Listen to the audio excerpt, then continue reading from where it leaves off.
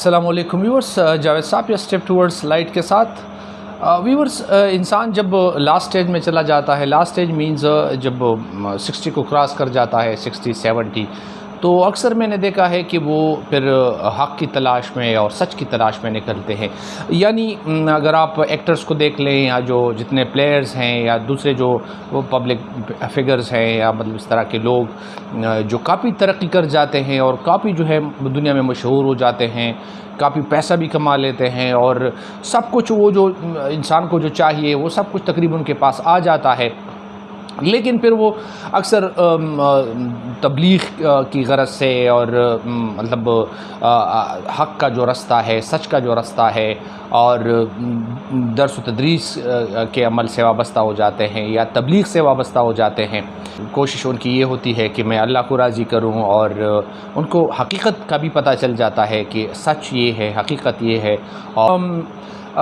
کچھ 2-3 دن پہلے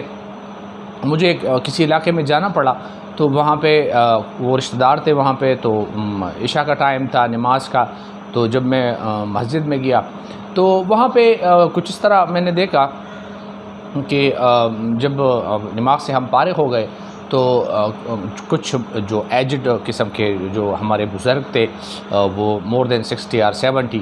وہ 8-10 افراد اور پھر امام صاحب جو تھے وہ بیٹھ گئے۔ امام صاحب نے ترجمہ شروع کیا قرآن کا، اور یہ جو مقتدی تھے وہ ترجمہ سننے لگے۔ تو بہت اچھی بات ہے، اور یہی جو دنیا کی حقیقت ہے بھی یہی ہے، کامیابی بھی یہی ہے، اور سکون بھی اسی میں ہے، اور یہ سچ بھی ہے، اور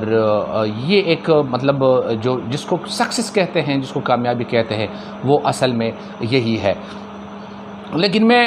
جو پوائنٹ ہے میرا وہ یہ ہے کہ قرآن اللہ تعالیٰ نے بھیجا ہے انسان کے لیے، اور میں سمجھتا ہوں کہ اس کا جو اصل جو سٹیج ہے وہ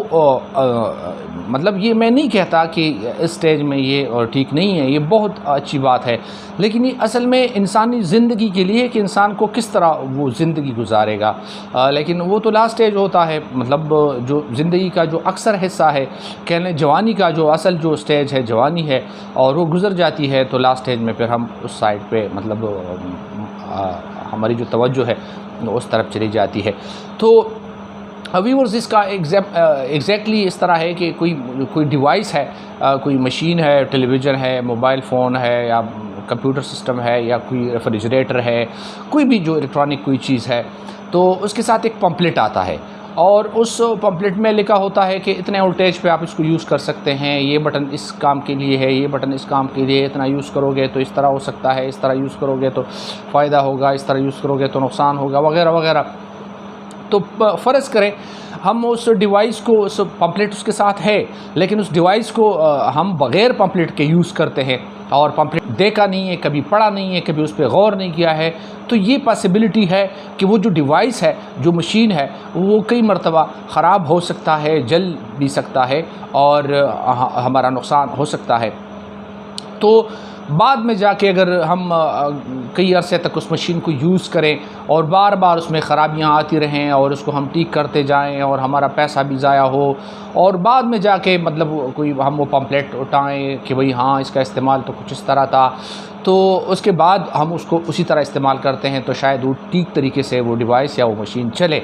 تو میرے خیال میں بہتر یہ ہوتا کہ بالکل ارلی سٹیج سے جب سے ہمیں وہ مشین ملے یا ڈیوائس ملے تو اس پمپلیٹ کو ہم پڑھیں، اور اس پمپلیٹ میں جو کچھ ہے، جو انسٹرکشنز ہیں اس مشین کو استعمال کرنے کے لیے، اس ڈیوائس کو استعمال کرنے کے لیے، اگر ہم اس رولز کے مطابق اور ان کے جو پرنسپلز ہیں، اصول ہیں اس مشین کے، اور جو انسٹرکشنز ہیں اس کے مطابق اگر ہم چلیں تو وہ مشین ہمارا دیر پا ہوگا اور اچھی طریقے سے کام کرے گا، اور ہمارا نقصان بھی کم ہوگا۔ تو میرا جو پوائنٹ ہے وہ یہ ہے، آپ سمجھ چکے ہوں گے کہ جوانوں کے لیے اسپیشلی کہ یار قرآن مجید واحد کتاب ہے دنیا کا کہ جس میں کسی قسم کی امینڈمنٹ نہیں ہو سکتی، جس میں کسی قسم کی کوئی غلطی کا سوال ہی پیدا نہیں ہوتا، اور اس میں جو کچھ ہے وہ سچ ہے، وہ حق ہے، اور اسی میں کامیابی ہے۔ اور اگر ہم اس کو تھوڑا بہت بھی پڑھیں اور اس کے کچھ احکامات پہ بھی ہم عمل کریں تو یقین جانیں کہ کامیابی یقینی ہے، اور اس میں خوشی ہے، اس میں تسکین ہے، اور باقی تمام چیزیں جو ہیں وہ رہ جانے والی ہیں۔ اور ایک یہ واحد کلام ہے جو ہمیں بھلائی کی طرف لے کے جاتا ہے، اور ہمارا اس دنیا میں بھی ساتھ دیتا ہے اور اس دنیا میں بھی ہمارا ساتھ دیتا ہے۔ تو ویورز، یہ جو ینگسٹرز ہیں، اسٹوڈنٹس ہیں اور جو جوان ہیں، ان سے ریکویسٹ ہے کہ لاسٹ اسٹیج میں اگر پھر ہم نے اس طرف جانا ہے تو پھر شاید وہ جو جوانی کا جو سٹیج تھا، تو اگر ہم قرآن کو پڑھیں ارلی سٹیج میں، اور ہم جو دینی احکامات ہیں اور جو اسلام نے ہمیں حکم دیا ہے، جو اسلامی اصول ہیں، اگر ہم اس کے مطابق اگر ہم اپنی زندگی گزاریں تو ویورز یقین جانیں کہ زندگی بہت خوبصورت ہوتی ہے، اور زندگی میں سکون زیادہ ہوتا ہے، اور جو بے چینی ہے وہ بہت کم رہتی ہے۔ حالانکہ اگر کوئی بندہ یہ سوچے اور یہ کہے کہ یا اللہ میری زندگی ایسی بنا دیں کہ مجھے کوئی مشکل نہ آئے، تو میرے خیال میں یہ پاسبل ہی نہیں ہے۔ ہم نے اس طرح دعا مانگنی ہے کہ یا اللہ میری زندگی میں مشکلات آئیں گی، اور مشکلات تو ہر کسی کی زندگی میں آتی ہیں، اور اسی کا نام ہی زندگی ہے، لیکن یا پروردگار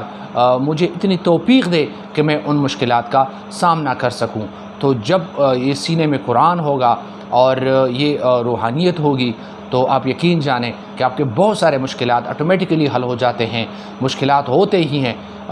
ہوتے ہیں لیکن آپ کو محسوس بہت کم ہوتے ہیں، اور پھر آپ حوصلہ نہیں ہارتے، اور ان مشکلات کا آپ ڈٹ کر مقابلہ کرتے ہیں، کیونکہ اللہ آپ کا ساتھ دیتا ہے۔ تو یہ ایک ریکویسٹ سی تھی، ایک درخواست سی تھی، ایک پوائنٹ ویسے ذہن میں آ گیا کہ اگر بعد میں آخری سٹیج میں جب ہماری زندگی تقریباً ختم ہو چکی ہوتی ہے، اور پھر انسان سے وہ ان کی جو خواہشات ہیں انسان کے، اور کچھ ایسے جو نفسیاتی خواہشات ہیں یا جو دوسرے ہیں، اور جو چانسز ہیں گناہ کرنے کے یا دوسرے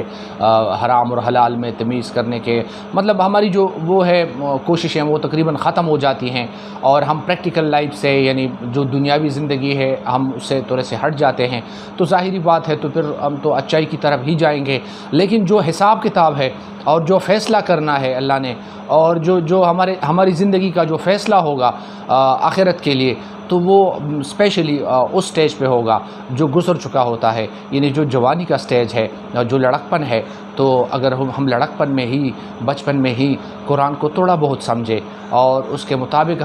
اگر ہم زندگی گزاریں تو انشاءاللہ مجھے یقین ہے کہ ہماری زندگی بہت ہی بہتر ہوگی۔ Thank you viewers for watching.